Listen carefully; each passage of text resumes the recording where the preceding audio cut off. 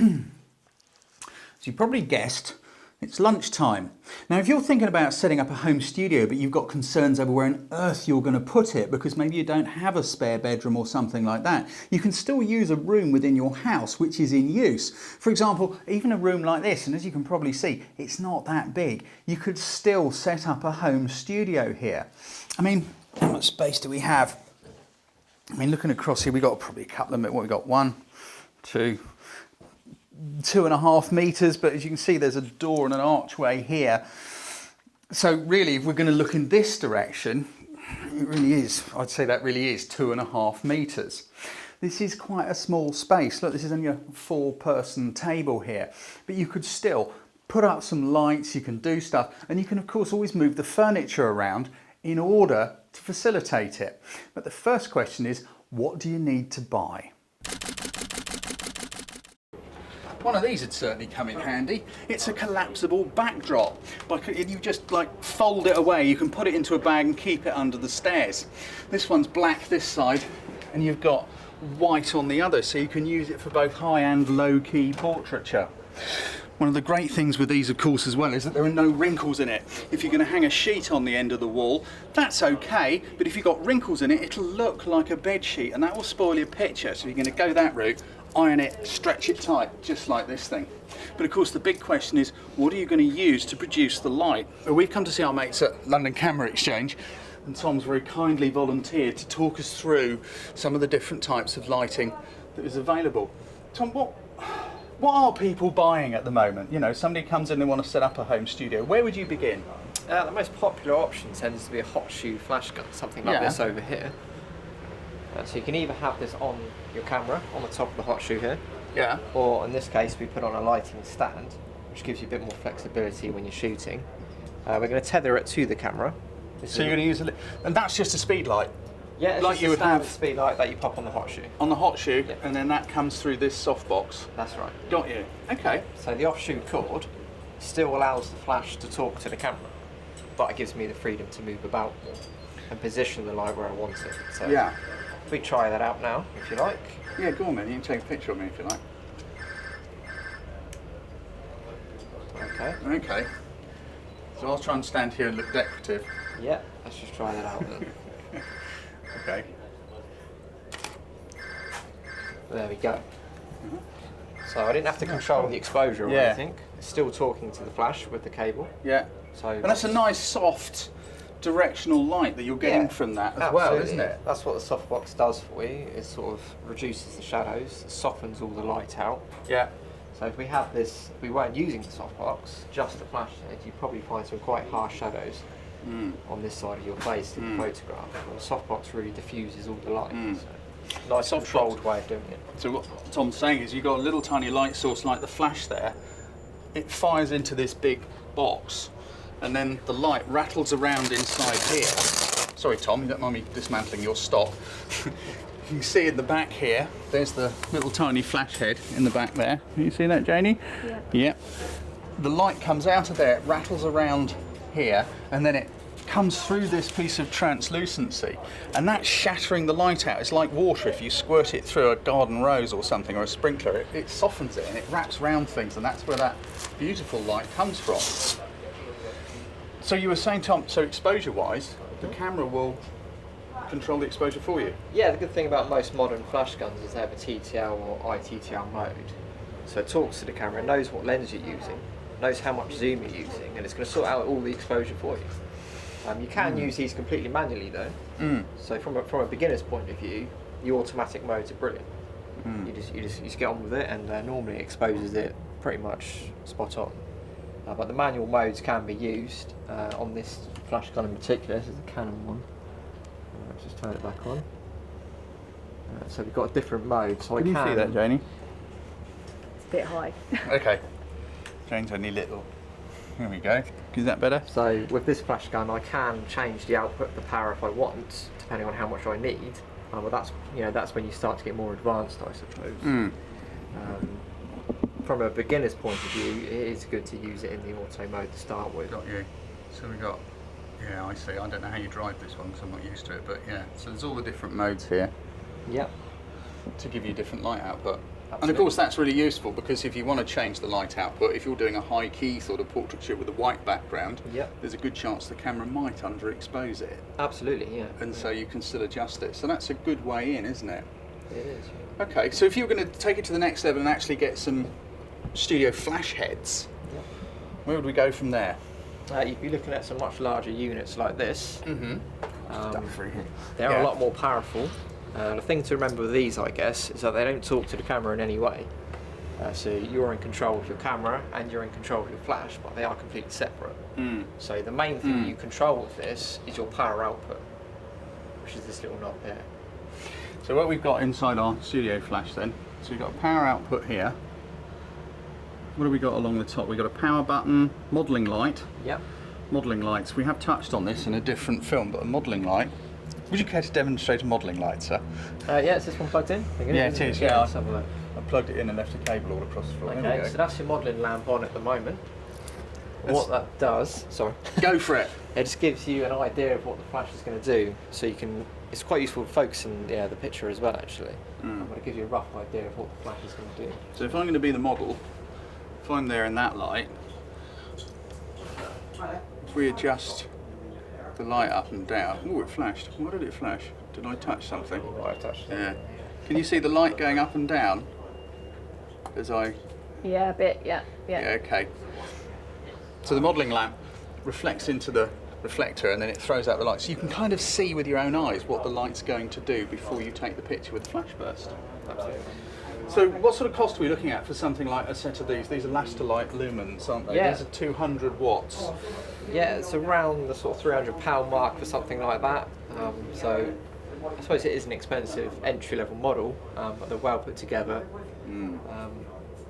It's probably sensible to get good kit as opposed to the cheaper end of the market. Absolutely. You may find the construction maybe not Yeah. quite as good. These are really rugged. You can feel they're well made. They're solid. It's like if you knock that over, you might do a bit of damage, but you're not going to smash them to pieces. And if you're going from location to location, a bit of sort of ruggedness is kind of Yeah. quite useful. We learned to our cost. We bought a set of cheap video lights, and we needed them in a hurry, and they were cheap. But you know, we only did about 3 jobs, and they packed up. They were just utter rubbish. So, Yeah. and I mean, 300 quid isn't a huge amount of money. No. I mean, you can think that's the cost of a lens, basically, isn't it?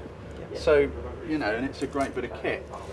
And the kits, they come with 2 as well, which is quite useful. So if you're planning on getting a bit more advanced with your flashlight, Yeah. you can use one light to light the background and one Yeah. light to light your subject. So there's a lot more creative options, I suppose. Yeah. So the light, we've got a little tube sitting away in the back there, in behind that bulb, which is the modelling light. That's an ordinary sort of tungsten bulb, which creates the light, which that one has on at the moment. And then when you fire it, the flash burst takes over. Well, that's what I was going to say about that. I don't know really. I mean, they're brilliant, and as you said, you do have to use a light meter. Yeah, it's more of an advanced Yeah. option, I suppose. Like I said, the camera doesn't talk to the flash, so a light meter would be useful.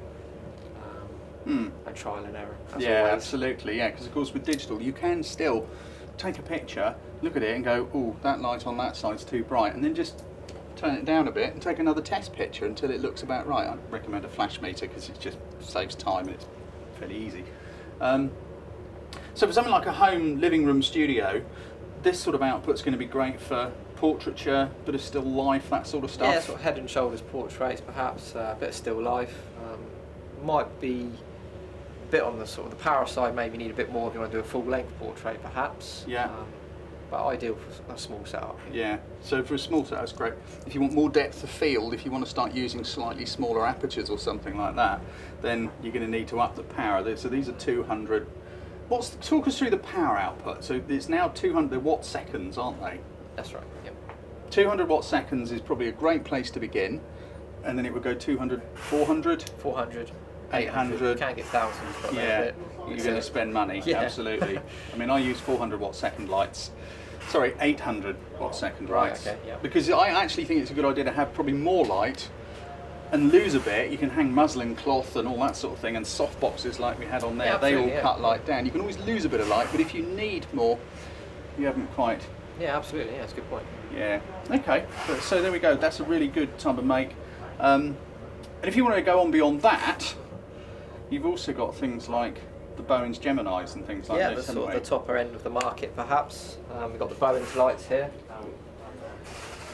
So Bowen's really are your sort of your top brand, really, I suppose, with studio lighting. These ones are 400s, so double the power ones we were just looking at. With the Bowen's ones, you get the option of controlling it with a battery pack as well, which is this item on the back here. So if you wanted to get into real location shoots out in the wilderness where you haven't got mains power, this can be connected to a separate battery unit, and you can take photographs wherever you like them. That's fantastic, isn't it? So you can sort of do that, you know, magic hour stuff when the sky goes dark blue just before it goes black, and use a couple of these and get some really dramatic. Absolutely, yeah, absolutely. Yeah. And you can do it in the middle of a field. That's really cool. Obviously, you're going to pay a little bit more money for this sort of thing, but you're moving into some seriously rugged.